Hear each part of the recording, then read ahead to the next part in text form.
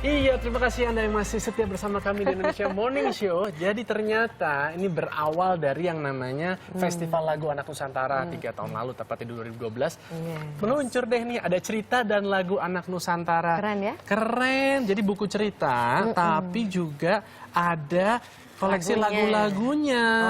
Kemudian ada lirik lagunya, ada ceritanya juga. Bener. Ini merupakan apa ya? Bisa dikatakan paket yang komplit untuk anak-anak Indonesia sekarang. Dan ini juga menjawab concern dari para orang tua yang sekarang anak-anaknya mungkin nyanyiin lagunya lagu-lagu dewasa, which is not appropriate.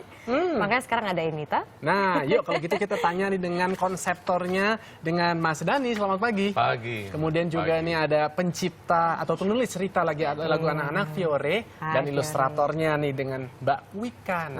Panggilnya apa nih, Wika? Uwi boleh. Uwi ya. Tapi selain itu tentunya ada 9 penyanyi cilik yang memang mengisi lagu-lagu dan juga mengisi apa ya, merupakan bagian dari cerita ini. Tapi mereka ini nama-namanya itu ternyata sangat unik, Ardian. Dipanggilnya M1 sampai M10. Mungkin pengen tahu juga nama-nama aslinya ya. Kita bisa perkenalkan satu-satu, boleh ya? Boleh, Mungkin absen dulu dari sebelah sini. Yes. Namanya? Aku M3, Cika namanya. Cika. Oke, sebelahnya?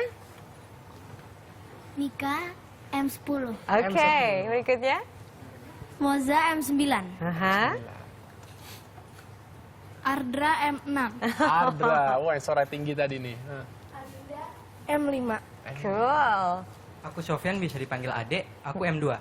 Ada M2 dan terakhir? Aku Nabila M8. M8. Ini Sofian yang ada di sini nih kali ini. Kayaknya agak mirip, benar?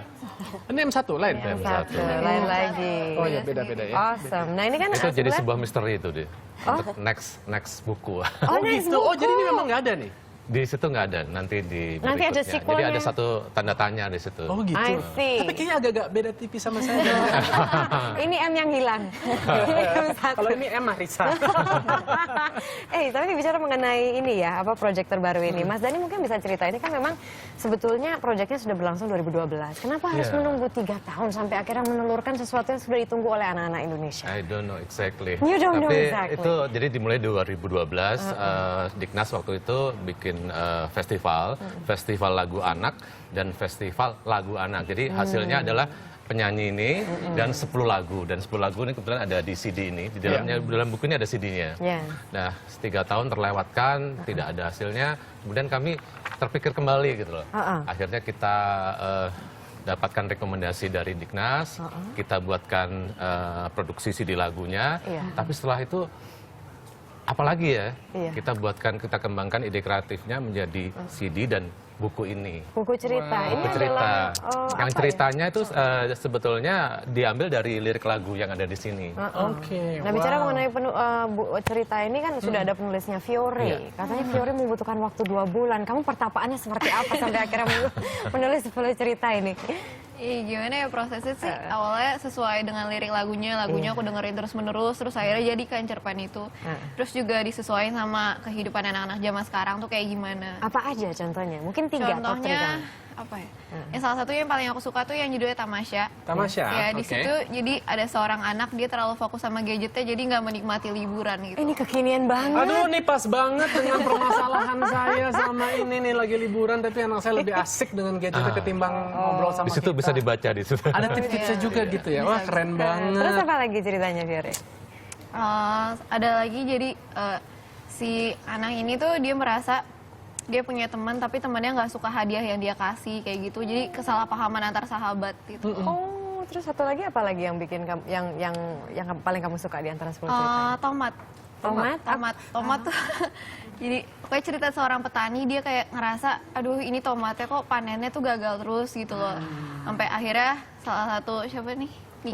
Mika dia itu yang mengajarkan ke petani itu gimana supaya tomatnya bisa panen lebih bagus lagi. Tapi cocok banget Mika, memang mukanya kayak tomat pipinya tuh, coba lihat tuh, lucu merah begitu. Dan juga kontekstual banget kan, kemarin kita juga sempat bermasalah dengan tomat tuh, Oh iya, yang kebanyakan harganya terlalu murah banget itu kan, harga cuma 200 kalau nggak salah per kilonya ya. Yes, that was insane. Wi, kalau Wi kan pengalaman memang sudah di advertising ya, bikin storyboard segala macam. Terus gimana tuh tantangannya pada saat diminta untuk membuat ini nih ilustrasi buku ataupun juga cerita nih lagu dari anak-anak ini? Iya, yang pasti sih beda banget sih sama kerjaan saya di kantor sehari-hari.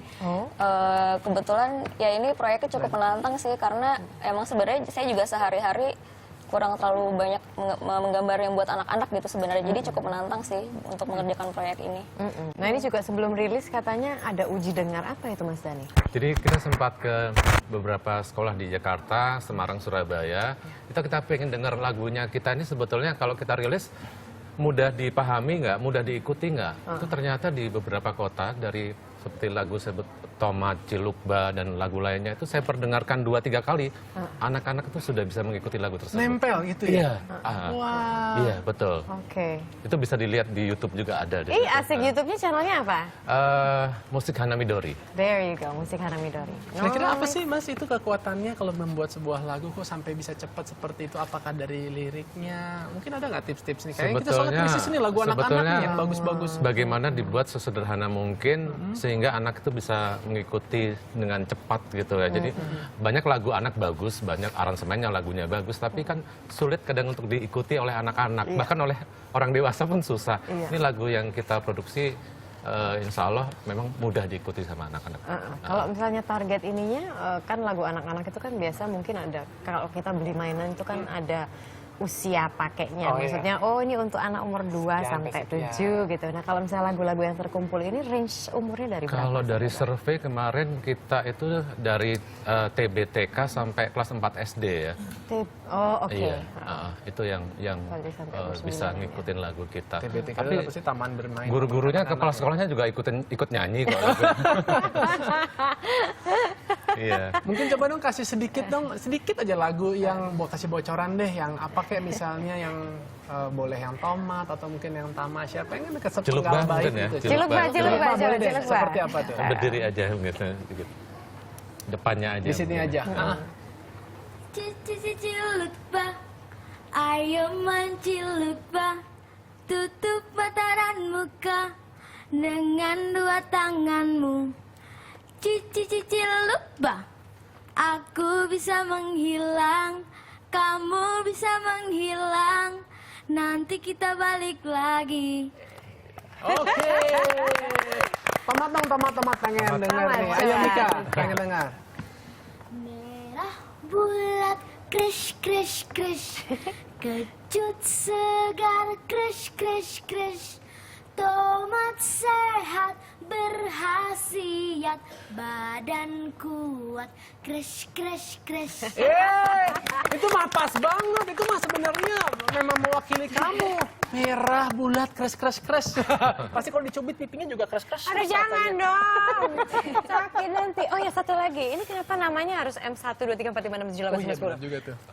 Musik Hana Midori. Midori itu kan green ya. Kita we like green ya. Ini kan go green kira-kira. Jadi sebetulnya itu singkatan dari Midori 1 dan 10. Jadi ada misi cinta lingkungannya juga di sini. Betul, Kenapa butuh menanamkan misi cinta lingkungan? Ya kan kalau cinta lingkungan kita mulai dari sejak dini kan, Iya. dari seusia mereka bahkan lebih muda lagi. Itu bisa kita mulai dari situ. Oke. Wah, keren. Jadi cocok sama kemarin misi dari COP21 untuk melestarikan lingkungan. Tapi anyway, mereka masih akan menghibur kita kan nanti kan? Benar akan sekali. menyanyikan lagu yang apa ya? Judulnya itu adalah Aku Cinta Indonesia, betul? Iya. Benar Yes. sekali. Aku anak Indonesia. Aku anak Indonesia. Pasti anak Indonesia harus menjadi anak yang sehat, banyak makan tomat, ya kan? Anak juga harus yang cerdas, rajin belajar, dan juga harus punya perilaku yang baik supaya menjadi generasi penerus bangsa yang luar biasa ke depannya. Iya. Selamat ya buat semuanya ya. Betul.